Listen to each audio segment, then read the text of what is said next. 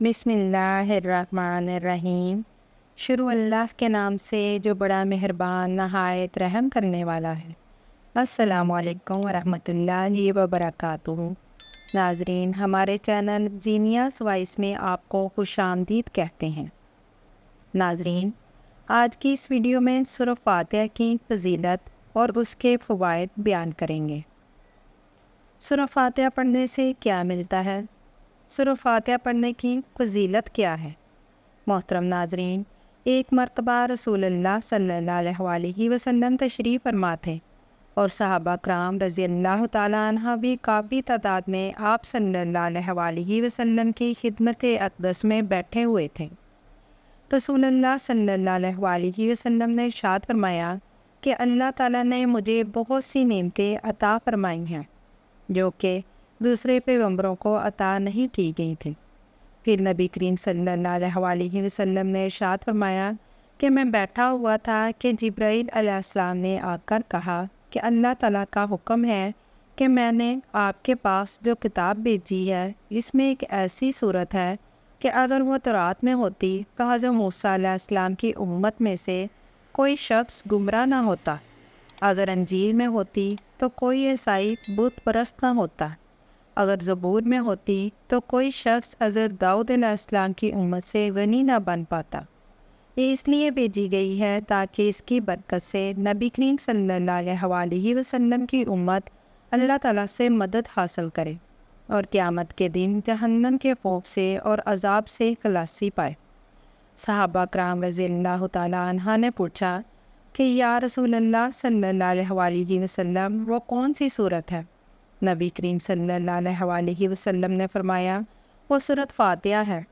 پھر حضرت جبرائیل علیہ السلام نے عرض کیا، مجھے اس پروردگار کی قسم جس نے آپ کو پیغمبر بنا کر بھیجا، اگر روئے زمین کے دریا سیاہی اور تمام درخت قلم بن جائیں، ساتوں آسمان زمینیں کاغذ بن جائیں اور ابتدائے عالم سے لے کر اب تک فرشتے اور تمام دنیا کے انسان اس کے فضائل لکھنا چاہیں تو اس کی فضیلت نہیں لکھ سکیں گے۔ ایک روایت میں ہے کہ ابلیس کو اپنے سر پر خاک ڈالنے کی نوبت 4 مرتبہ پیش آئی۔ ایک مرتبہ اس وقت جب اس پر لعنت ہوئی، دوسری مرتبہ اس وقت جب اس کو راندہ درگاہ کیا گیا، تیسری اس وقت جب نبی کریم صلی اللہ علیہ وسلم کو نبوت عطا ہوئی، اور چوتھی نوبت اس وقت آئی جب آپ صلی اللہ علیہ وسلم پر سورۃ فاتحہ نازل ہوئی۔ ناظرین، اگر آپ دنیا کے غم و علم سے تنگ آ گئے ہیں، کسی جگہ پناہ نہیں ملتی، وسائل بے شمار ہوں اور وسائل نہ ہونے کے برابر ہوں، آپ کا بال بال قرض میں جکڑا ہوا ہے، گھر والے بھی آپ سے بدظن ہو چکے ہیں، دوستوں نے منہ موڑ لیا ہے، روزگار کی تلاش ہے لیکن روزگار نہ ملتا ہو، تو آج کی یہ ویڈیو مکمل دیکھیے گا، کیونکہ اس میں بہت سارے پیچیدہ مسائل اور ان کا آسان حل بتایا گیا ہے۔ افلاس کی دلدل میں آپ دھنستے چلے جا رہے ہو تو ایسے حالات میں آپ اس مالک حقیقی کے دربار میں سر جھکائیے جو سب کی سنتا ہے اور سب سے زیادہ عطا کرنے والا ہے۔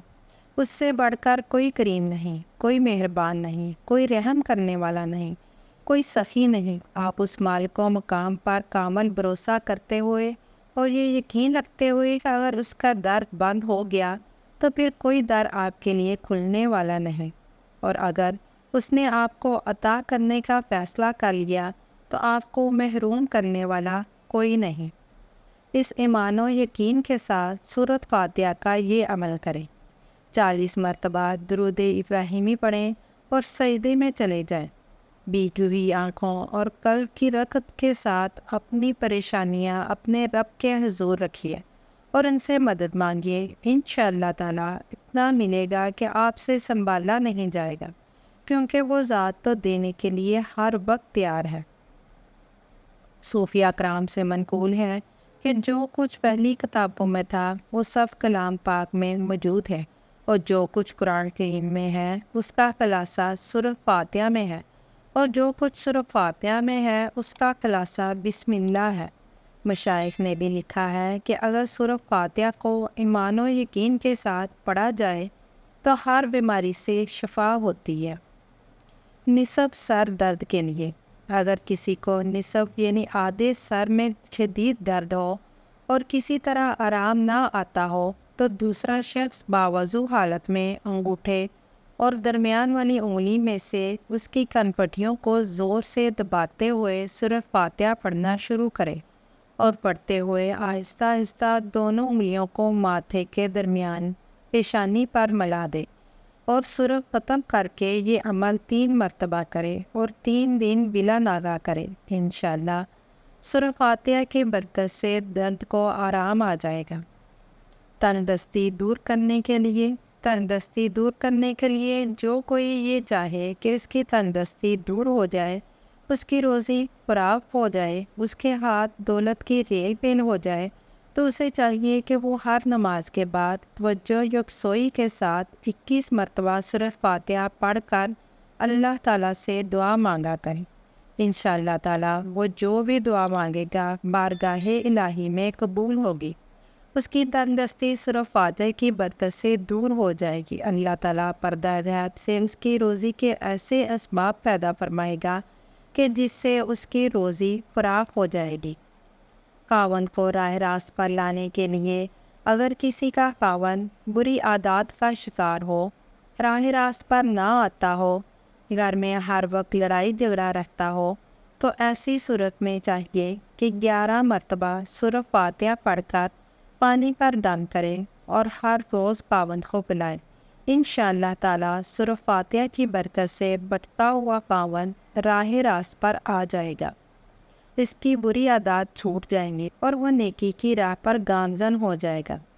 ناظرین اکرام، مزید ایسی ویڈیوز دیکھنے کے لیے اور سننے کے لیے ہمارے چینل کو سبسکرائب کریں۔ شکریہ۔ اللہ حافظ۔